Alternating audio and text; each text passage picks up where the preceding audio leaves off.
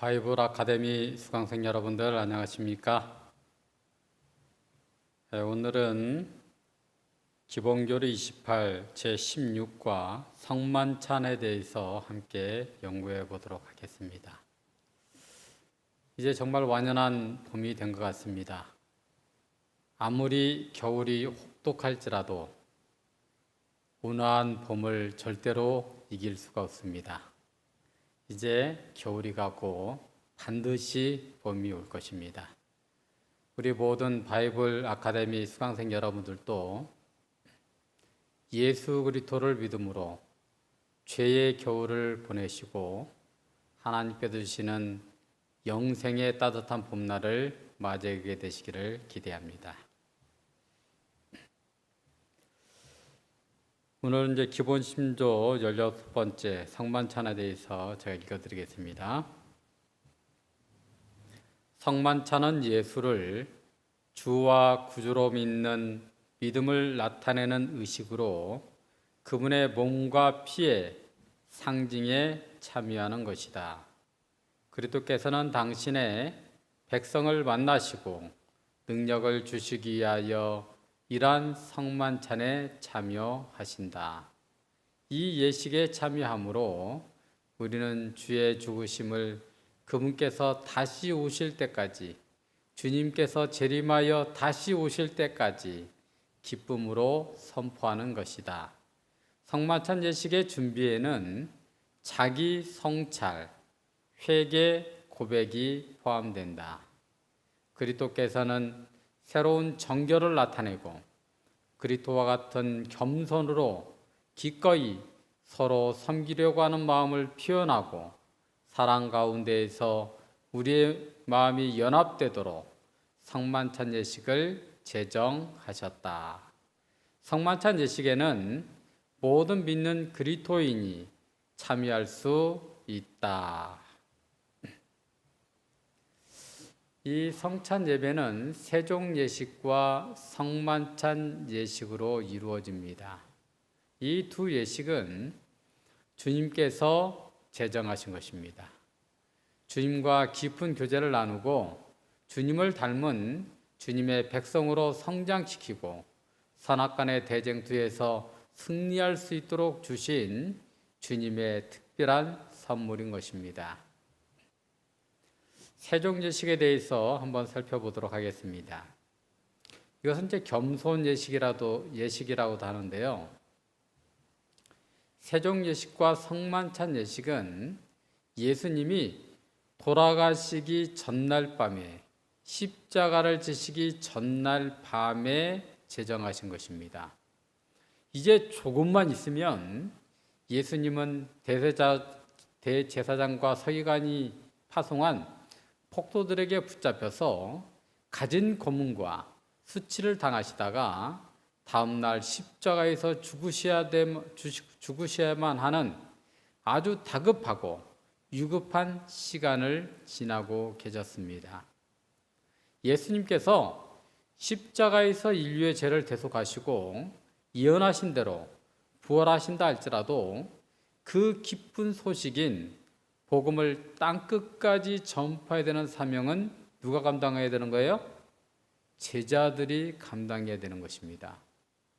예수님께서 십자가에서 사단과의 전쟁에서 승리하셨다 할지라도 제자들이 만약에 준비되어 있지 않는다면 그 복음이 땅끝까지 전파될 수가 없기 때문에 주님께서 쟁취한 승리를 인류에게 나눠주는 역할에 있어서는 실패하게 되는 것입니다.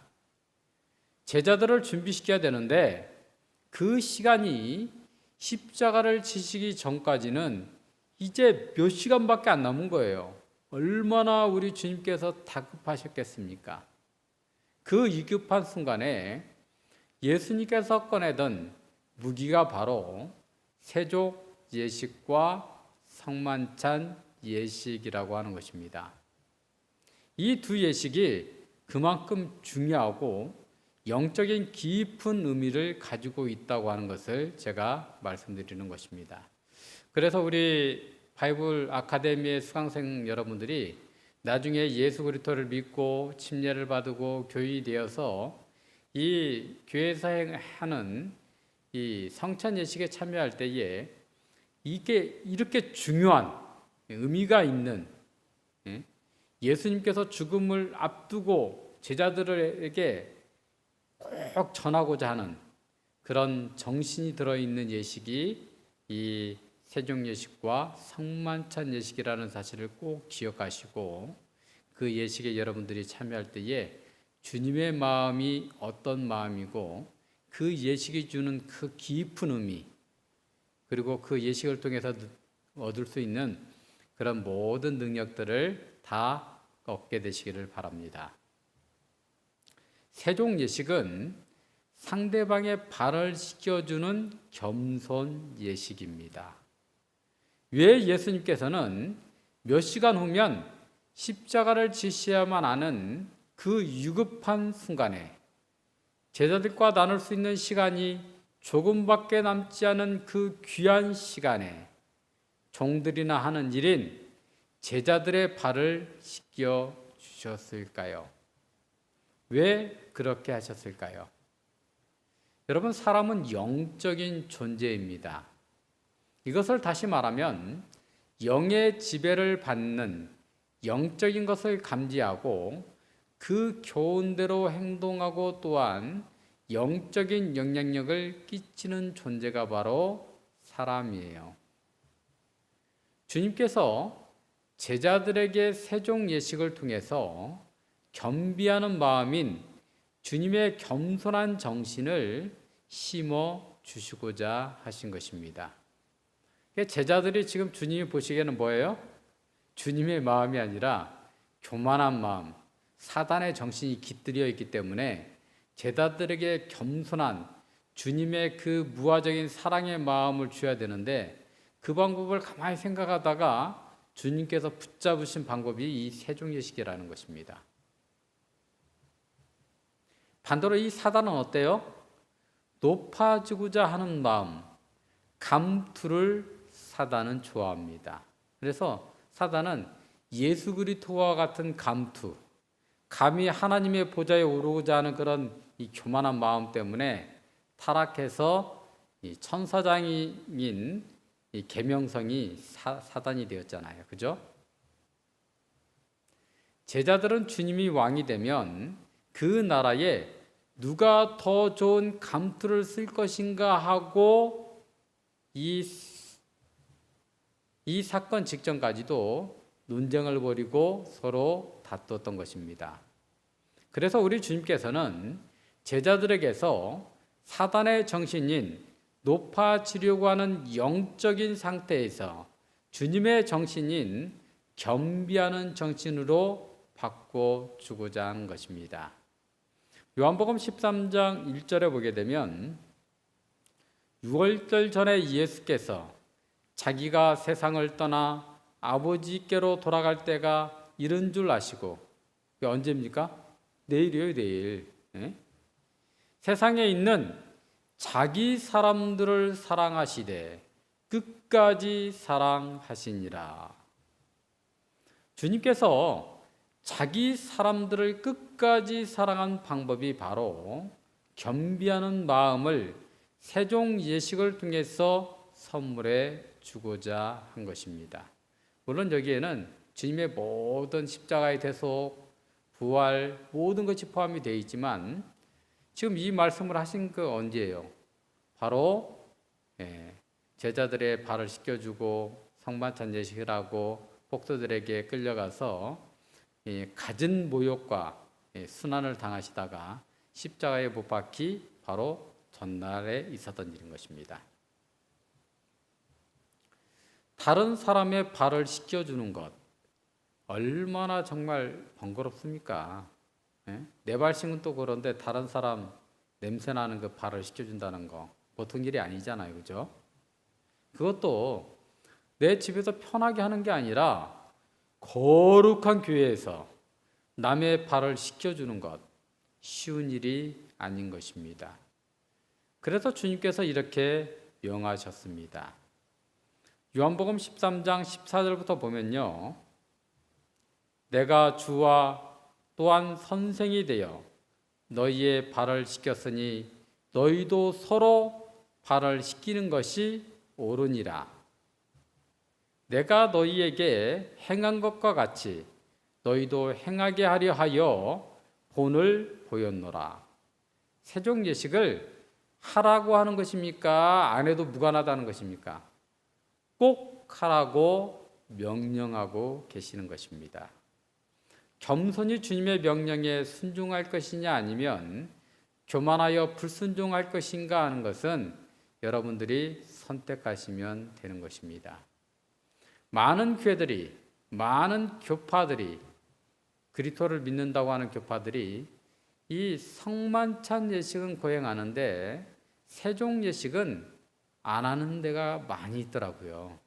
예. 제가 어렸을 때가 아니고 대학 다닐 때 어디를 놀러 간 적이 있어요. 예. 어느 이제 그 교단에 놀러 갔는데 크리스마스 이브라고 해서 놀러 갔는데 그날 이브라서 그런지 성만찬 예식을 하더라고요. 근데 세종 예식은 하지 않았습니다. 이게 다른 교회들을 다 제가 이게 경험은 다 하지는 못했지만 그런 교회들이 많으리라는 생각이 듭니다. 주님보다 높아졌기 때문에 그런 거예요. 교만한 것입니다. 저희 교회에서는 주님의 명령에 순종하여 성만찬 예식 전에 세종 예식을 반드시 거행합니다. 이 세종 예식은 작은 침례식이라고도 합니다. 침례가 뭐예요? 죄를 씻고 하나님의 백성으로 거듭나는 예식이잖아요. 침례식은 그래서 평생 한 번만 받으면 되지만 작은 침례식, 이 침례식을 통하여 죄에서 죽은 성도라 할지라도 이 죄악된 세상에서 살다 보면 어떻게 돼요? 죄의 오물이 튈 수밖에 없는 것입니다. 죄를 범할 수밖에 없고 나쁜 생각과 나쁜 마음을 가질 수밖에 없는 것이 바로 이 죄악된 세상에 사는 사람들의 운명이라고 하는 것입니다. 그래서 작은 침례식인 세종 예식을 통하여 주님으로부터 정결함을 받는 것입니다. 유월절을 경축하는 데 있어서 유대인 가정은 모든 누룩, 즉 죄를 무교주일 첫날 전에 가정에서 제거해버리는 관습을 지켰습니다. 그와 같이 신자들은 올바른 정신으로 그리스도와 가장 심오한 수준의 교제를 갖기 전에 교만, 경쟁심, 질투심, 적개심, 그리고 이기심 등을 포함해서 모든 죄를 고백하고 회개해야만 되는 것입니다. 이러한 목적으로 그리스도께서 세종 예식을 제정하신 것입니다. 그분은 모본을 보여주셨을 뿐만 아니라 그들도, 그러니까 우리 모든 그리스도를 믿는 제자들도 그분과 같이 똑같이 해야 한다고 말씀하셨고 그들에게 축복을 약속하셨습니다.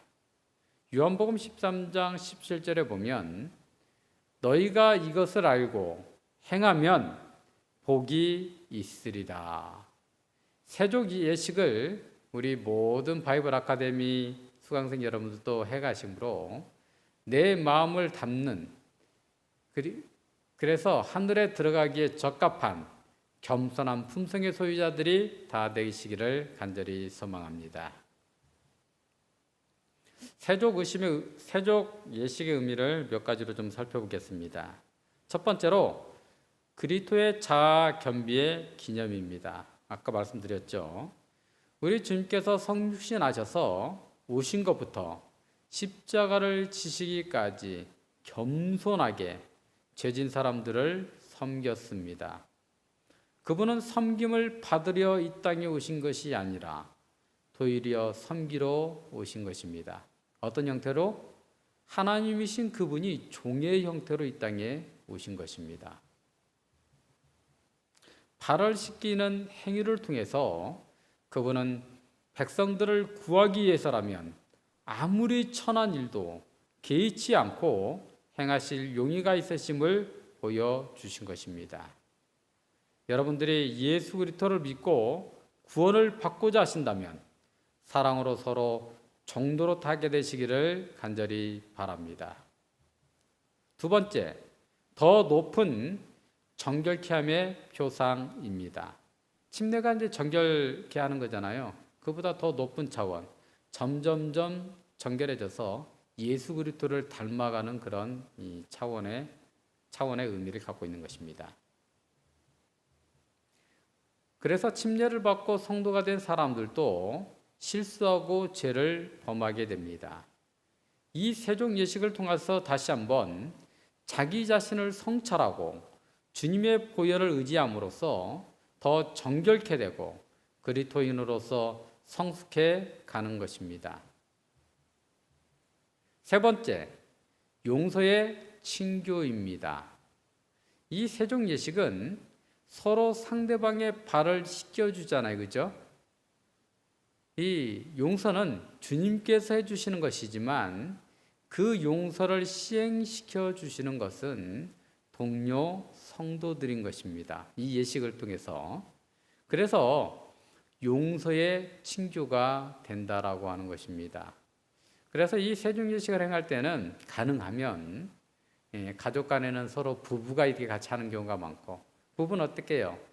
가장 많이 그리고 가장 가까이 지내는 게 부부이기 때문에 부부는 가까운 그런 장점도 있지만 너무 가까이 있다 보니까 뭐예요? 서로 마음에 상처를 주는 그런 용서를 받아야 되는 그런 입장에 취하는 경우가 많다는 것입니다. 교회 안에서도 서로 불편한 관계, 서로 좀 뭔가 불편해서 서로 말도 잘 않고 교회 오면 조금 서먹서먹하고 이런 관계에 있는 분들이 같이 세종 예식에 참여하면 정말로 유익합니다.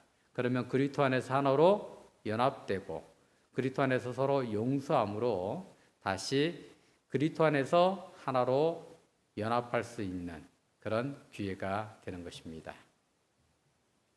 네 번째, 그리스도와 신자들 간의 관계. 이 세종 예식은 당신을 따르는 자들을 사랑하시되 끝까지 사랑하시는 그리스도의 사랑을 나타내는 것입니다.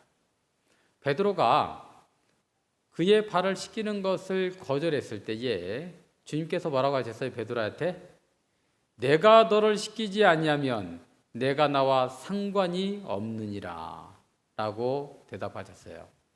씻김이 없으면 교제도 없는 것입니다. 그리스도와의 계속적인 교제를 갈망하는 사람들은 이 예식에 참여해야 되는 것입니다. 그날 저녁 예수님은 새 계명을 너희에게 주노니 서로 사랑하라 말씀하셨습니다. 내가 너희를 사랑한 것 같이 너희도 서로 사랑하라고 말씀하셨습니다. 여러분, 사단도 사랑을 얘기해요. 그죠? 예? 그런데 주님께서 가르쳐 주신 사랑은 강요하거나 자기의 유익을 위한 사랑이 아닌 것입니다. 다르다는 것이죠. 예? 사랑으로 서로 종노릇하는 것입니다. 상대방을 위에 서려고 하거나 상대방을 통해서 유익을 얻고자 하거나 자기의 어떤 이 만족을 위해서 하는 게 아니라 사랑으로 서로 종노릇함으로 정말 주님께서 우리에게 베풀어 주신 그 무화적인 사랑, 아가페의 사랑을 실천하는 것입니다. 사랑하되 겸손히 섬기는 것입니다. 그다음에 이제 그 다음으로 성만찬 예식에 대해서 한번 생각해 보도록 하겠습니다. 이 성만찬 예식에서 나누는 떡은 그리스도의 몸을 상징하고 포도즙은 뭘 상징할까요? 그리스도의 보혈을 상징합니다. 고린도전서 11장 23절로 26절에 보면 이 성만찬 예식에 나타나 있는 떡과 피에 대해서 포도즙에 대해서 자세히 나와 있습니다. 내가 너희에게 전한 것은 주께 받은 것이니 곧 주 예수께서 잡히시던 밤에 떡을 가지사 축사하시고 떼어 가라사대 이것은 너희를 위하는 내 몸이니 이것을 행하여 나를 기념하라 하시고 식후에 또한 이와 같이 잔을 가지시고 가라사대 이 잔은 내 피로 세운 새 언약이니 이것을 행하여 마실 때마다 나를 기념하라 하셨으니 너희가 이 떡을 먹으며 이 잔을 마실 때마다 주의 죽으심을 오실 때까지 언제 오세요? 오실 때까지가 주님이 재림하여 오실 때까지 전하는 것이니라. 이 성만찬의 의미에 대해서 몇 가지만 살펴보도록 하겠습니다. 첫 번째로 죄로부터 구출에 대한 기념입니다. 이스라엘들이 죄로부터 구출받은 게 언제예요? 애굽에서 구출받은 거죠. 무슨 사건 이후에? 유월절 이후에, 그죠? 그래서 유월절 절기가 애굽의 종살이에서 이스라엘이 구출받음을 기념을 했듯이 성만찬은 영적 애굽, 즉 죄의 예속에서의 구출을 기념하는 것입니다. 이 성만찬에서 사용하는 떡은 누룩 없는 떡이고 포도즙은 발효되지 않는 포도즙을 말하는 것입니다. 여러분, 이 누룩은 성경에서 뭘 상징해요? 죄를 상징합니다. 그리고 발효되었다라고 하는 것은 변질되었다는 것을 상징하기 때문에 무죄하신 주님의 삶과 죄 없으신 분이 인류의 죄를 감당하기 위하여 십자가에서 보혈을 흘리신 것을 상징하기 위해서는 누룩 없는 떡과 반드시 발효되지 않는 포도즙을 사용해야 되는 것입니다. 두 번째, 그리스도와의 단체적인 교제.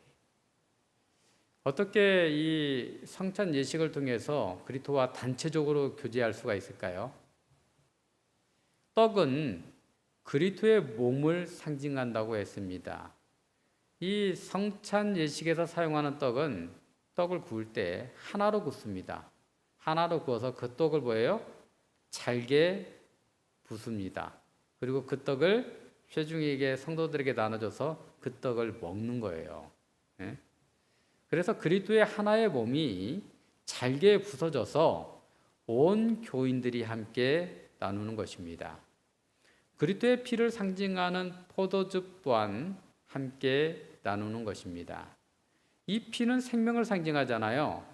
그래서 그리스도께서 모든 성도들 안에서 이 포도즙을 나눌 때에 그 생명이 성도들 안에 들어가므로 그리스도께서 성도들 안에 사시는 것이에요. 그러므로 이 성만찬 예식을 통해서 주님께서는 모든 성도들과 단체적인 교제를 나누며 모든 성도들은 그리스도 안에서 하나로 연합될 수가 있는 것입니다.